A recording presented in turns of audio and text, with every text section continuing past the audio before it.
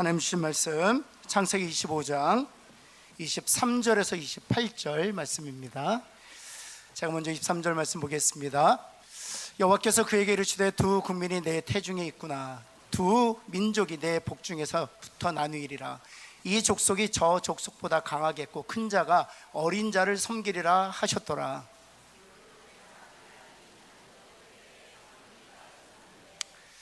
먼저 나온 자는 붉고 전신이 털옷 같아서 이름을 에서라 하였고,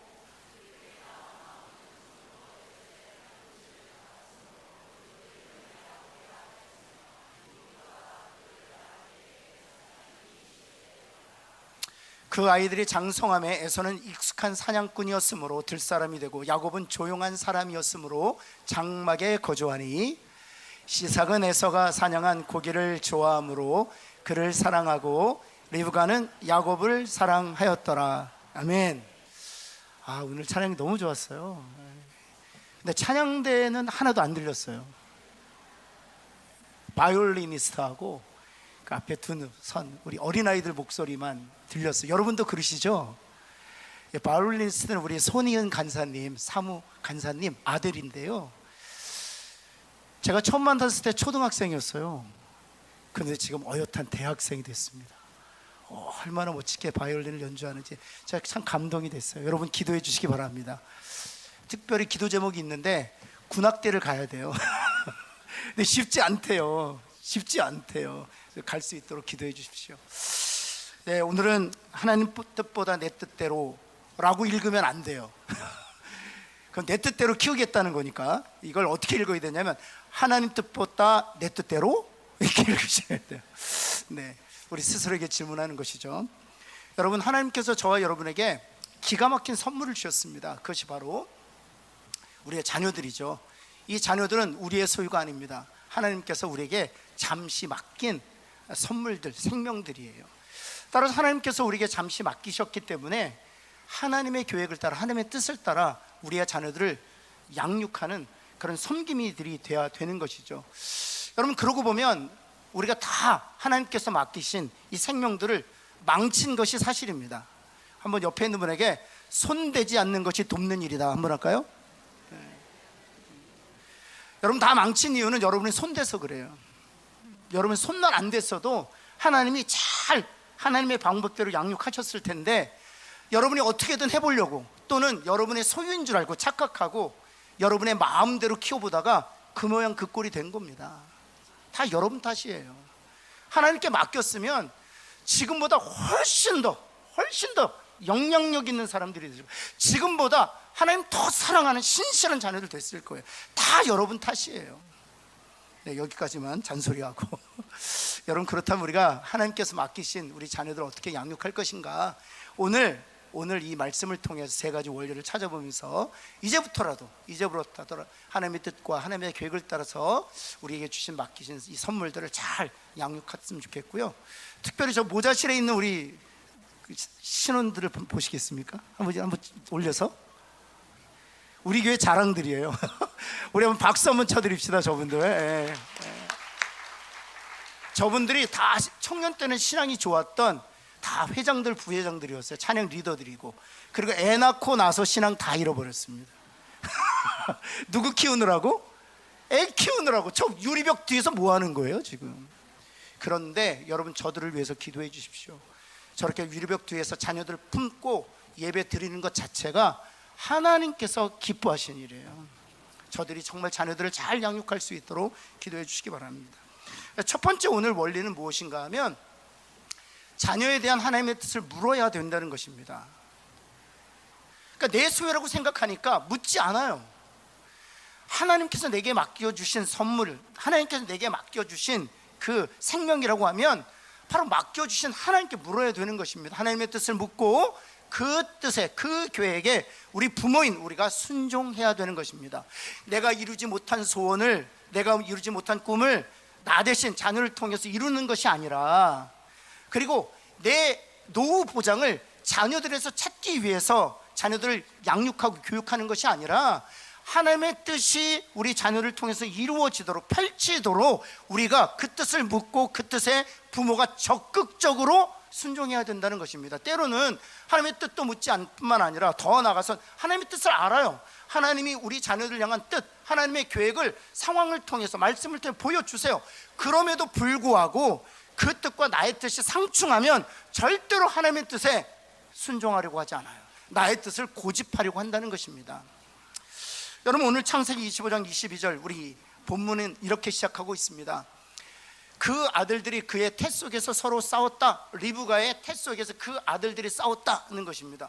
이렇게 보면 리브가가 임신 중에 자신의 자녀가 아들이라는 걸 알았다는 거잖아요.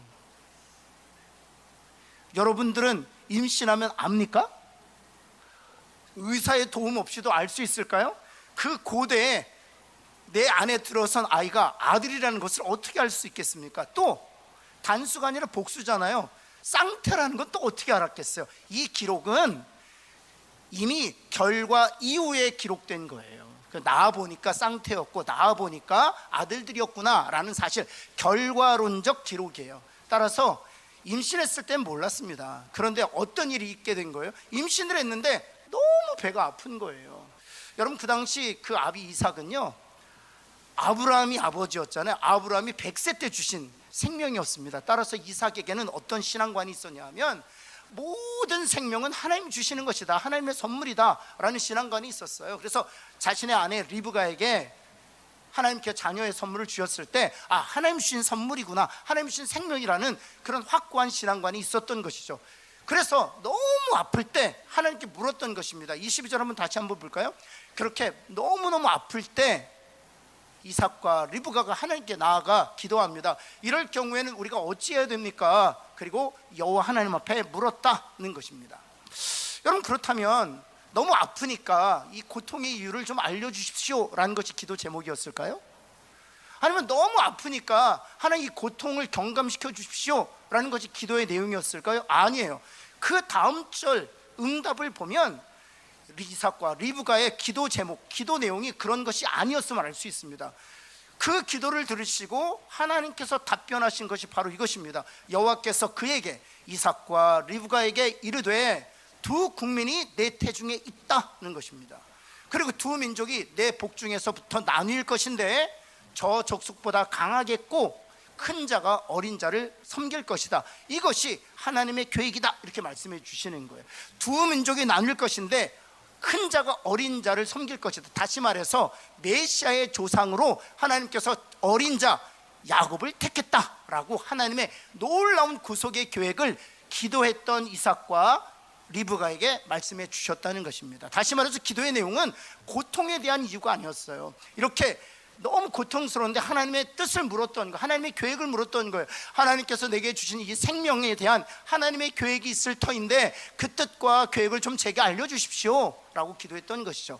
그리고 그 기도에 따라서 하나님이 두 민족이 있고 두 민족이 태로부터 나뉠 것이고 어린 자가 메시아의 주상이 될 것이고 큰 자가 어린 자를 어린 자가 큰 자를 다스리는 그런 나라가 될 것이다 라고 하나님의 놀라운 뜻과 계획을 그 당시에 부모의 계획 그리고 사회적인 압력은 장자가 어린 자를 다스리는 것이었습니다. 장자가 어린 자를 지배하는 것이었습니다. 그러나 하나님의 계획은 어린 자가 장자를 지배하는 것이 하나님의 뜻이요 계획이라는 것을 알려주신 것이죠. 이와 같이 우리가 해야 될 일이 있다면 하나님께 뜻을 물어야 돼요. 그리고 그 뜻에 사회적인 압력이, 그리고 사회적인 요구가 장자가 어린 자를 지배해야지 라고 한다 할지라도 하나님의 뜻이 큰 자가 어린 자를 섬기는 것이라고 한다면, 그래서 어린 자가 메시아의 조상이 되고 어린 자가 큰 자를 섬기는 것이라면 그 뜻에 순종해야 하는 것이죠. 그것이 바로 그리스도인 부모가 주신 선물에 대한 마땅한 반응입니다. 여러분, 짐 엘리엇이라는 사람이 있습니다. 이 사람은 위튼 칼리지라고 미국의 기독교 대학, 유명한 기독교 대학이 있어요. 우리나라 한동대만큼 좋은 기독교 대학입니다. 최고의 기독교 대학이죠. 이 위튼 칼리지를 졸업했습니다. 그런데 칼리지를 졸업할 때 하나님께서 선교사의 사명을 주셨어요. 그래서 친구 4명과 더불어 5명이 선교사가 되기로 하나님께 서원했습니다. 그리고 나서 이제 종족을 고르는데 에콰도르라는 그 남미에 있는 어느 한 나라를 선택하게 되었고요. 그 에콰도르 중에 가장 맹수 같은 족속이 있어요. 그 족속에 복음을 전하는 선교사가 되기로 친구 4명과 결의를 했어요. 그리고 나서 소형 비행기를 타고 아무도 가보지 않았던 그 맹수 같은 종족 살고 있는 강가에 착륙을 했습니다. 그리고 나서 그날 28살 해던 때인데요, 그날 그 5명이 다 창에 찔려 죽임을 당합니다. 다 신혼이었었어요. 그리고 아이 하나씩 두고 있었습니다. 어떤 선교사님은 딸, 어떤 선교사는 아들을 두고 있었습니다. 이 짐 엘리엇도 아들 하나 두고 있었습니다. 그런데 착륙하자마자 성경을 전해주지도 못한 채 창에 찔려 이 5명의 선교사님이 다 죽임을 당해요. 이 소식이 미국에 전해졌고 1956년 때 있었던 일이거든요. 미국에서 난리가 났어요. 이것이 웬 낭비인가. 이 젊은 이들이 복음 전하러 갔다가 전해보지도 못한 채 강가에서 죽임을 당했다. 이것이 웬 낭비인가 하고 신문에 대서특필하게 되었습니다. 근데 놀라운 것은요, 1년이 지난 뒤에 이 5명의 아내가 선교부를 설립하게 되었고요, 이 5명의 아내가 자신의 아이들을 끌어안고 자신의 남편을 죽인 그 종족을 섬기기로 결정합니다. 그리고 5년간 가서 섬깁니다. 여자들이라 죽이진 않았어요. 5년 동안 열심히 섬긴 다음에 그곳을 떠나려고 할 때 추장이 그들을 붙들었다고 합니다. 왜 당신들은 당신들의 남편을 죽인 우리들을 이렇게 섬깁니까? 그랬더니 한마디 했대요. 예수님의 사랑 때문입니다. 그것으로 인해서 5년 뒤에 복음의 문이 열리게 되었고요, 그 다음에 그 5명의 선교사님 중에 아들이 하나 있는데 그 아들이 비즈니스 하다가 콜링을 받아서 다시 선교사로, 2세대 선교사로 그 종족으로 들어갑니다. 그래서 그 종족으로 들어가서 말씀을 전하는 사역자가 되었는데 추장을 만나서 이렇게 물었대요. 정말 내게 소원이 하나 있는데 내 아버지 죽인 부족민을 좀 만나게 해달라고, 내 삼촌들을 죽인 부족민들 좀 만나게, 그들과 대화해보고 싶다. 그래서 그 추장님이 웃으면서 그 5명이었대요. 5명의 부족민을 불렀답니다.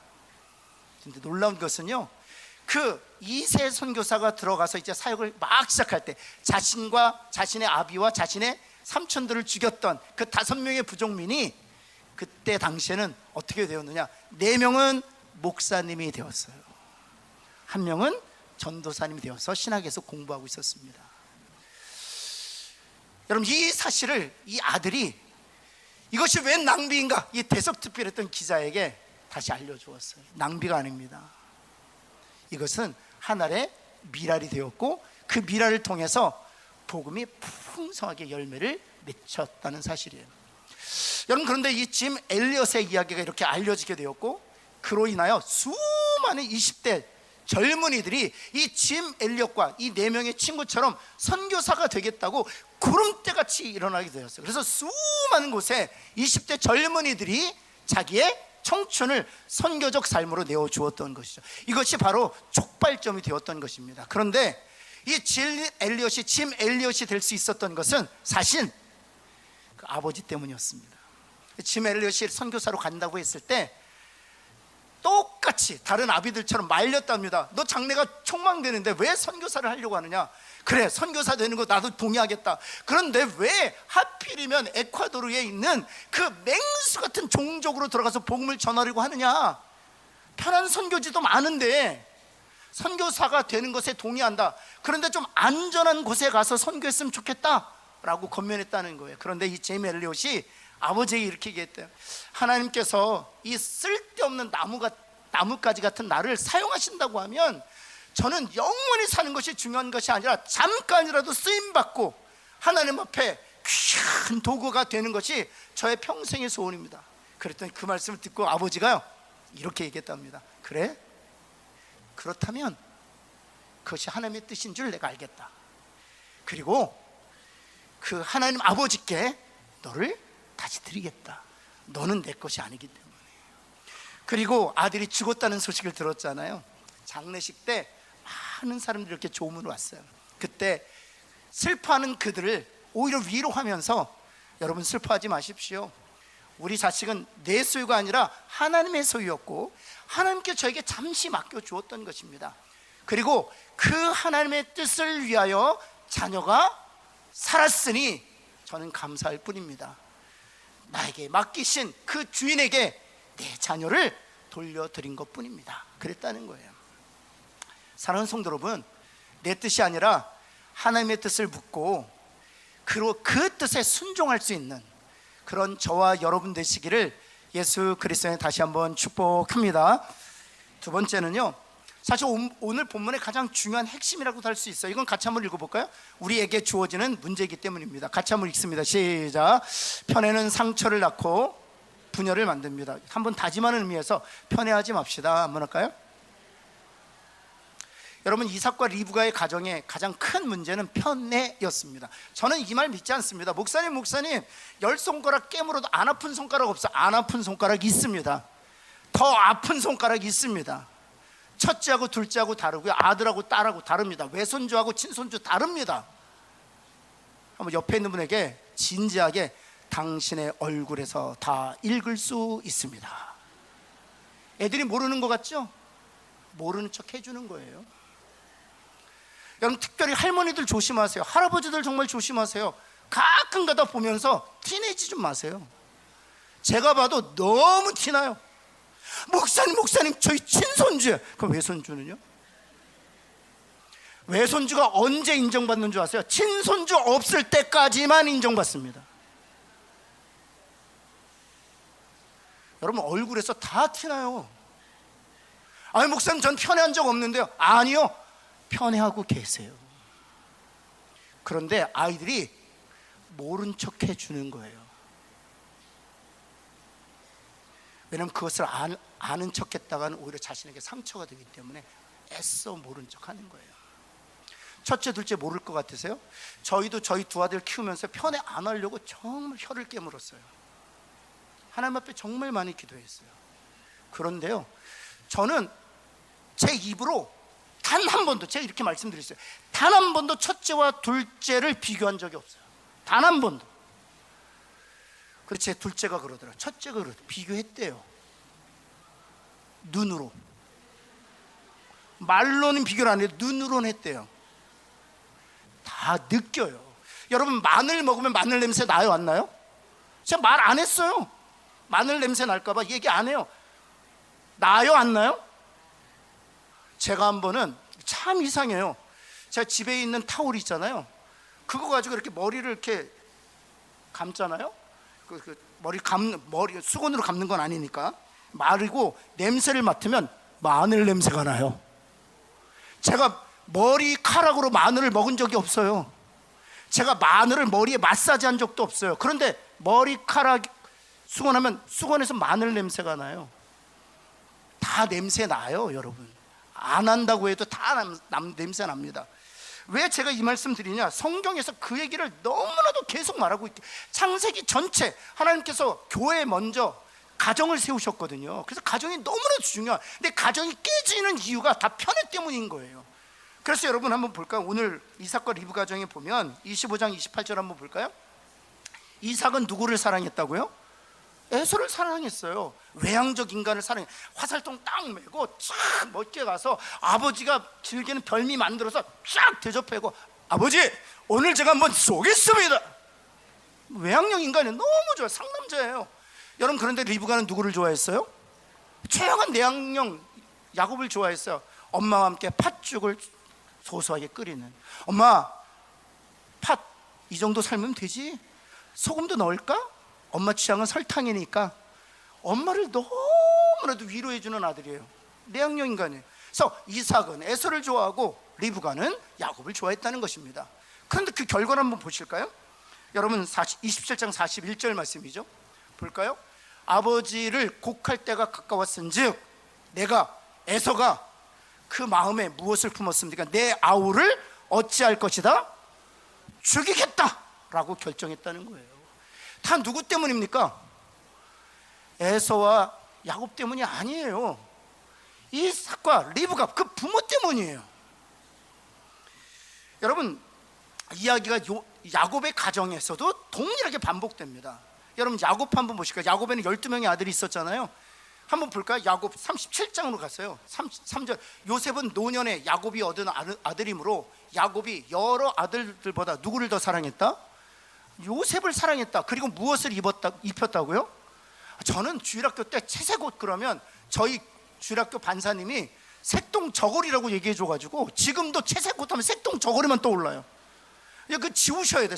이 채색 옷이라는 이 단어는 케네토파심이라는 단어예요. 여러분 이제 예배 끝나고 또 잊어버리실 테지만 한번 따라해 볼까요? 케네토파심. 좀 멋있지 않습니까? 옷 자체가? 케네토파심. 이 파심이라는 단어는 어떤 뜻이냐면 명품 중에 명품, 그 이상 더 좋은 것은 없다, 이런 뜻이에요. 이런 형용사예요. 이것보다 더 좋은 것은 없을 정도의 최극의 상태를 파심이라고 해요. 이 케네토라는 단어는 짧은 옷이 아니라 긴 옷을 의미해요. 여러분 그 당시에는 다 목자들이었기 때문에 긴 옷을 입을 수가 없었습니다. 어떻게 긴 옷을 땅에 질질 끌면서 목자 일을 할 수 있겠어요? 양을 칠 수 있겠어요? 그래서 다 짧은 옷을 입었습니다. 무릎 위에 올라가는 달리기에 편한 짧은 옷을. 그래서 노동자는 다 짧은 옷을 입고 있었어요. 그렇다면 긴 옷을 입은 사람들은 누구일까요? 노동할 필요가 없는 통치자나 지도자, 그리고 그 가문의 상속자들만이 입었어요. 여러분 야곱의 심중에는 12아들 중에 우리의 모든 부와 우리 가문의 모든 명예를 누구에게 물려주겠다고 생각했던 거예요? 요셉에게. 그런데 그것을 너무나도 확실하게 티낸 거예요. 너는 우리 집의 상속자야, 우리의 가문을 이을 사람이야, 내가 통치자고 내가 지도자야 라고 했던 것이죠. 그 결과를 한번 보실까요? 형제들이 어떻게 반응하고 있는가? 37장 4절 보면은요 이렇게 돼 있어요. 그의 형들이 그를 어찌했다? 미워했다는 것입니다. 그 위에 10명이, 요셉이 11번째거든요 10명의 형이 다 한 명도 요셉을 좋아하지 않았어요. 그 다음 한번 볼까요? 그에게 편안하게 말할 수 없었다, 이렇게 돼 있습니다. 이게 왜 편하게 말할 수 없습니까? 형제들 중에요 불편한 사람이 있어요. 형제들 중에 편하지 않는 사람이 있어요. 늘 불편해요. 그러자 여러분 20절에 형제들이 결정을 합니다. 결심을 합니다. 뭐라고 결심해요? 그를 죽여서 어디에다 던지자? 어떻게 이런 생각을 할 수가 있습니까? 참고로 저는 제 동생에 대해서 한 번도 이런 생각을 해본 적이 없습니다. 저놈을 죽여가지고 구덩이에 던져버려야 되겠다, 이런 생각을 해본 적이 없어요. 꿈에도 그런 생각을 해본 적이 없어요. 그런데 이런 마음까지 품게 된 이유가 어디에 있습니까? 그 원한이 차고 넘쳐서 보복하려고 하는 그런 감정까지 갈게 된 이유가 어디에 있습니까? 다 부모 때문이에요. 그래서 말씀하시는, 편애하면 안 된다 말씀하시는 거예요. 아예 생각도 마라 하는 거예요. 티난다 이렇게 말씀하시는 거죠. 그렇다면 어떻게 하면 편애하지 않을 수 있을까? 4가지만 좀 말씀드리면요, 첫 번째, 지금까지 실수했던 분들에게 말씀드리는 거예요. 같이 한번 읽을까요? 시작. 자녀 앞에서 진심으로 회개하세요. 빨리 전화하세요. 오늘 가셔서 얘야 미안했다, 네 오빠보다 너를 내가 덜 사랑했다, 내가 그때 과외비 안 내줬지, 미안하다, 네 형 등록금은 해줬는데 네 과외비는 내가 못 해줬다. 꼭 전화하세요. 꼭 회개하셔야. 왜 회개해야 되느냐? 회개하지 않고 그 문제가 풀리지 않는 상태, 다른 모든 것은 아무런 의미가 없어요. 이미 마음이 다쳤기 때문에. 그러나 여러분 두려워하지 마세요. 회개한다고 걔가 기억할까? 기억합니다. 죄송합니다. 제가 1부, 2부 때는 말씀 안 드렸는데 제가 큰아이를 기억하면 늘 떠오르는 장면이 있어요. 제가 너무너무 화가 난 거예요. 예배 시간에 주일날 우리 큰아이가 사라진 거예요. 그래서 온 교회를 다 찾아냈어요. 그 교회는 호수도 자그마한 게 있어요. 혹시 호수에 빠지진 않았을까? 호수 그러니까 큰 거 아니고 조그만 연못, 근데 굉장히 깊어요. 그래서 거기 빠지진 않았을까? 그래서 제가 철조망을 뒤지고 다 봤어요. 혹시나 빠지진 않았을까? 그 혹시 자동차에 들어가 있지 않은가 다 봤어요. 아무 데도 없는 거예요. 본당에도 없고 교육관에도 없고 1층에도 없고 2층에도 없고 아무 곳에서. 너무 걱정이 된 거예요. 그러더니 예배가 다 끝난 다음에 저기서 씩 웃으면서 친구들이랑 오는 거예요. 너 뭐 했어? 그랬더니 예배 시간 빠지고 게임했대요. 제가 불러다 놓고요, 죄송합니다, 제가 밟아버렸어요. 너무 화가 나가지고, 너무 화가 나서 제가 거룩한 이유를 다 붙여가면서 네가 목사 아들인데 하나님의 빛의 사람인데 어찌하여 예배를 빠지고. 제가 뭐 때문에 화나서 이렇습니까? 제가 개 찾느라고 너무 화딱지가 난 거예요. 그 분노를 다 쏟아붓었어요. 제가요 대학생 때 회개했습니다. 큰아이 불러다가 이걸 기억할까 얘가? 기억할까? 그 상황을 기억할까? 저는 기도만 하면 그 장면이 떠오르거든요. 분명히 제가 일주일 뒤에 사과를 했어요. 그럼에도 불구하고 기도할 때 그 장면이 떠오르게 하시는 것은 계속 사과하라고 말씀하시는 거거든요. 제가 불러서 대학생 때 다시 사과했어요. 야 지원아, 내가 그때 너 밟은 거 기억하냐? 그랬더니 아빠 얼굴 표정까지, 얼굴의 근육까지 다 기억난대요. 다 기억나. 제가 그 앞에 무릎을 꿇고요, 내가 회개한다. 아빠가 그때 너에게 이야기했던 그 모든 이유들은 다 아빠의 분노를 감추기 위한 수단에 불과했다. 정말 미안하다. 그랬더니 큰아이가 눈물을 뚝뚝 흘리면서 저를 끌어안고 아빠 용서한다고. 그리고 나서는 그 잔상이 저한테 사라졌어요. 여러분 꼭 회개하시기를 정말 예수 그리스도를 부탁하고 축복합니다. 두려워하지 마세요. 두려워하지 마세요. 하나님이 그 회개를 기다리고 계세요. 그러면 관계가 회복되기 시작합니다. 두 번째는 무엇인가 하면 굉장히 중요해요. 우리 한번 같이 한번 읽어볼까요? 시작. 자녀는 동일하게가 아니라, 한번 따라, 동일하게가 아니라 각자 다르게 사랑해야 합니다. 그렇죠. 이게 되게 중요해요. 여러분 저희가 여기가 경상도잖아요. 경상도 쌍남자들 정말 미치겠어요 제가. 목사님, 와 거기다 또 외향령이야. 목사님, 뭘 그런 거 가지고 쪼잔하게 뭐. 여러분 경상도에다가 외향령 인간이 내향령 아들을 두잖아요. 그 내향령 아들은 죽습니다. 그거 아세요? 부산 상남자에다가 외향령 인간이요. 그러면 그 아들이 내향령 인간이잖아요. 죽습니다. 남자 새끼, 죄송합니다. 남자 자식이 말이야, 집안에서 지금 뭐 하는 거야? 뭐 요리한다고?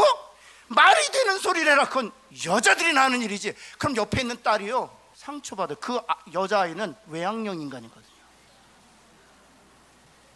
여자는 집에서 조용히 쑤나 놓을 것이지 말이야, 시집가기 전에 요리 준비는 해. 내향령 큰아들하고요 외향령 작은 딸이 다 죽습니다. 동시에 싹쓸이 해버리는 거예요. 여러분 동일하게 키우시면 안 돼요. 다르게 키우셔야 돼요. 여러분 한번 이제 3번하고 연결되는 건데 3번 한번 볼까요? 이건 같이 한번 읽을까요? 시작. 비교하지 말고 각자의 고유함을 존중해 주셔야 돼요. 시편 한번 137편 한번 볼까요? 9편 13절에 뭐라고 해요? 우리 노란색으로 하이라이트 한번 같이 한번 읽겠습니다. 시작. 주께서, 여기 내장탕 좋아하시는 분들 계십니까? 그 내장이 아니에요. 주께서 내 내장을 지으셨다 할 때 내장탕을 말하는 게 아니에요. 여기서 말하는 내장이란 inmost being, 그래서 내 내면, 내 부를 지으셨다는, 내 감정을 지으셨다는 거예요. 내 성향을 지으셨다는 거예요. 내 정서를 지으셨다는 거예요. 이것은 부모에게 물려지는 것이 아닙니다. 저는 익스트림 외향이에요. 제가 MBTI 성격 유형 테스트를 하면 익스트림 외향이에요. 극단 외향이에요. 저희 아내는 극단은 아니지만 외향이 강하게 나타나는 사람입니다. 근데 외향인데 우리 큰아이는 익스트림 내향이에요. 16명의 유형 중에 우리 큰아들은 제일 깊어요. 여러분 외향 때문에 외향이 태어난다? 아니에요. 내향이에요. 우리 둘째는요 완전히 첫째랑 다릅니다. 둘째는요 엄마도 많고 아빠도 많아요. 온 동네에 아버지가 다 있어요. 그래서 이렇게 만나면 아버지라고 불러요. 야 지원아, 지수, 둘째는 너는 아버지가 몇 명이냐? 한 100명 될걸? 엄마는 더 많아요. 한 번 보면 엄마라고 부릅니다. 걔는 기차에서도 엄마를 만날 수 있어요. 여행하다가도 아빠를 만들 수 있습니다. 익스트림 외향이에요. 그럼 어떻게 우리가 양육해야 됩니까? 이것은 부모가 물려준 게 아니에요. 부모가 교육한 게 아니에요. 그것은 하나님이 그 내장을 지으실 때 주신 거예요. 여러분 그래서 그 모습을 보고, 나와는 성향이 다를 수 있어요. 그 모습을 보고 우리가 어떻게 반응해야 되느냐, 바로 그 다음 절 볼까요? 우리의 내면을 지으신 하나님이시기에, 우리 한번 같이 한번 읽겠습니다. 시작. 내가 주께 감사함은 나를 지으심이. 그렇죠. 우리가 감사해야 돼요. 왜냐하면 우리 자녀를 지으신 것은 바로 하나님이 기가 막히게 지으셨기 때문에. 외양령인 아빠가 내양령인 아들을 보면서 감사할 수 있어야 돼요. 하나님이 기가 막히게 맡기셨다. 외양령인 딸을 보면서 감사할 수 있어야 돼요. 하나님이 기가 막히게 맡기셨다. 사랑하는 성도 여러분, 어떤 내면을 갖고 있든, 어떤 형질로 이루어져 있든 비교하지 말고 하나님이신 그 고유함을 인정해주고 축복해주고 사랑해주는 저와 여러분 되기를 예수 그리스도로 다시 한번 축원합니다. 세 번 마지막은요, 이게 또 중요해요. 너무 중요해요. 같이 한번 읽겠습니다. 시작. 감정이 아닌 의지로. 여러분, 우리는 다 감정으로 사랑합니다. 다 감정으로. 근데 고린도전서 13장을 보면 거기에 사랑에 대한 정의가 계속 나타나잖아요. 그런데 그 모든 단어들이 하나를 얘기하고 있어요. 무엇을 얘기하느냐? 감정이 아니야, 이런 거예요. 사랑은 감정이 아니야, 사랑은 의지야 라고 얘기하는 거예요. 사랑은 오래 참는다고 했습니다. 오래 참는 게 감정입니까? 의지입니까? 의지예요. 무례히 행하지 않는 것 감정입니까? 의지입니까? 의지예요. 성내지 않는 것 감정입니까? 의지입니까? 의지예요. 의지로 꾹 참는 거예요. 그래서 이 사랑에 대한 정의를 통해서 하나님께서 저와 여러분에게 가르쳐 주시는 것은 사랑은 감정이 아니야, 의지야 라고 말하고 있는 거예요. 여러분, 한동안 이런 이야기가 유행했었잖아요. 사랑은 움직이는 거야. 사랑이 움직이면 큰일 납니다. 아내를 향한 사랑이 옆에 있는 이웃집 여자한테 움직인다고 생각해 보세요. 안 되잖아요. 사랑은 움직이는 게 아니에요. 옆에 있는 분에게 사랑은 움직이는 게 아닙니다 한번 할까요? 사랑은 움직이는 게 아니에요. 사랑은 고정되어 있는 거예요. 근데 그 고정된 것이 무엇으로 말미암은 것이냐? 감정이 아니라 의지로 고정되어야 한다는 거예요. 그리스도를 통하여 하나님이 우리에게 주신 십자가 사랑은 결코 변하지 아니할 줄을 믿습니다. 그것은 의지기 때문이에요. 내가 사랑하겠다고 결정했기 때문이에요. 여러분, 사랑은 그래서 감정이야, 의지로 상해야 돼요. 여러분, 하나님이 십자가를 통해서 보여주셨던 그 사랑으로 좀 내 기준에 못 미치고, 나와는 전혀 다른 성향이지만 하나님께서 그의 내장을 지으셨음을 감사하고 그 형질을, 그 내면을 의지로 사랑하는 저와 여러분 되기를 예수 그리스도는 다시 한번 축원합니다. 마지막인데요, 여러분, 그렇다면 지금까지 오늘 말씀대로 나는 실수한 거잖아요. 실패한 거잖아요. 그러나 괜찮아요. 옆에 있는 분에게 괜찮습니다 한번 할까요? 실수하고 실패했죠. 그래도 괜찮아요. 왜냐하면 하나님의 계획은 사람의 실수를 넘어서서 이루어지고 성취되기 때문입니다. 우리는 실패하지만 하나님은 승리하실 줄을 믿습니다. 여러분, 이 사건 이후로 인해서 여러분, 그 자녀 에서와 야곱의 관계가 완전히 박살났잖아요. 그런데 여러분, 결과를 한번 보실까요? 창세기 33장 4절 말씀이에요. 에서가 달려가서 그를, 야곱을 맞이하여 안고 목을 어긋맞히고 그와 입맞추고 서로 어찌했어요? 그렇죠, 울었어요. 누가 일하신 거예요? 하나님이 일하신 거예요. 사랑하는 son, 우리는 실수할 수 있어요. 그러나 하나님께서 저와 여러분들 하나님의 자녀 삼으시고 우리의 가정을 하나님의 가정 되게 하셨으니 우리의 자녀들 또한 하나님께서 만져주실 줄을 믿습니다. 우리의 실수에도 불구하고 우리 하나님이 승리하실 줄을 믿습니다. 여러분, 한 가지만 말씀드리고 마칠게요. 찰스 스탠이라는 목사님이 계세요. 제가 조지아 아틀란타라는 곳에서 부목사로 섬길 때 그곳에서 사역하셨던 목사님이세요. 그분은 출석하는 교회 성도가 한 10,000명 정도 되는 미국 목사님 중에 영향력 3번째에 들어가는 정말 신실한, 그리고 인격적으로 훌륭한 목사님이셨어요. 근데 그분 아드님 앤디 스탠리 목사님은 제가 섬기던 교회에서 걸어서 한 15분 정도의 개척교회를 했는데 10년 만에 35,000명이 모이는, 아버지보다 훨씬 더 목회를 잘하는 그런 귀한 목사님이 되셨어요. 그 목사님도 참 좋으신 분이에요. 그런데 이 찰스 스탠리, 앤디 스탠리처럼 이렇게 영적인 가정이었는데 이 찰스 스탠리라는 분이 자라온 가정은 그렇게 녹록하지 않았습니다. 아버지가 일찍 죽었고요. 초등학생 때부터 이 찰스 스탠리를 엄마가 홀로 키웠어요. 그런데 엄마가 경제적으로도 너무 찢어지게 가난했지만 정서적으로도 굉장히 불안했다고 해요. 우울증, 공황장애로 인해서, 또 불안장애로 인해서 이 찰스 스탠리에게 엄청난 육체적, 정서적 학대를 서슴지 않았다는 거예요. 크리스찬이었지만. 그래서 이 찰스 스탠리가 초등학교 때부터 가출을 시작했고요. 중학교 때 술을 접하게 되고요. 그리고 고등학교 때 마약에 빠지게 되었대요.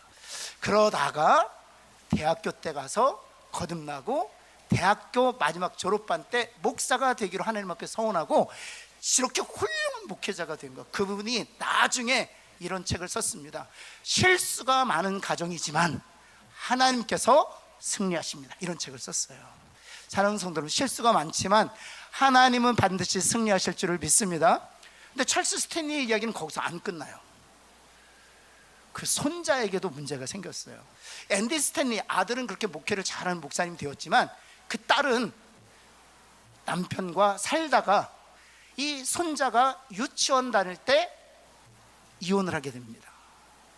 근데 이 딸은 자신의 어머니, 그 딸의 할머니처럼 정서적으로 불안했어요. 그래서 이 찰스 스탠리 목사님이 자신이 자라온 과거의 경험이 있잖아요. 사위에 대하여 한 번도 원망하지 않았습니다. 딸에 대해서도 쫓아다니면서 잔소리하지 않았어요. 사람은 실수가 많지만 하나님은 반드시 승리하신다고 믿었기 때문에 늘 하나님 앞에 가서 기도했대요. 그런데 이 메시라는 손자가 자기처럼 초등학생 때 가출을 밥 먹듯이 하고, 중학교 때는 술을 접하고, 고등학교 때는 마약에 빠지고, 대학교 가서는 심지어 어머니한테 전화해서 엄마 나 내일 자살할 거야 라고 통지까지 했어요.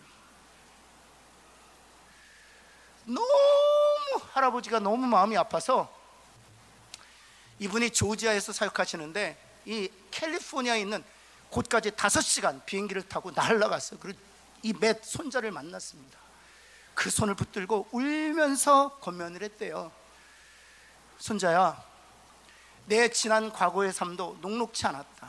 네 어미처럼 네 할머니도 정서적으로 불안했고, 그래서 내가 가출을 밥 먹듯이 하고 술에 빠지고 더 이상 빠져나올 수 없을 만큼 그렇게 마약의 깊은 소굴에 빠졌단다. 그러나 하나님이 나를 구원해 주셨다. 이제 마지막으로 너의 인생을, 너의 문제를 예수님께 맡겨보지 않겠니? 라고 권면했대요. 그리고 돌아왔대요. 이 손자가요, 그래 마지막으로 예수님께 기회를 드리자 하고 예수님께 기회를 드렸고요. 그리고 나서 그 마약에서 벗어나게 되었고요. 이제는 어엿한 할아버지와 삼촌의 뒤를 이어서 훌륭한 목회자가 되었다고 합니다. 사랑하는 성도 여러분, 아직 늦지 않았어요. 왜냐하면 하나님이 일하고 계시기 때문에. 하나님께서 우리의 자녀들을 만져주고 계실 줄을 믿습니다. 그리고 하나님이 반드시 이기고 승리하실 줄을 믿습니다.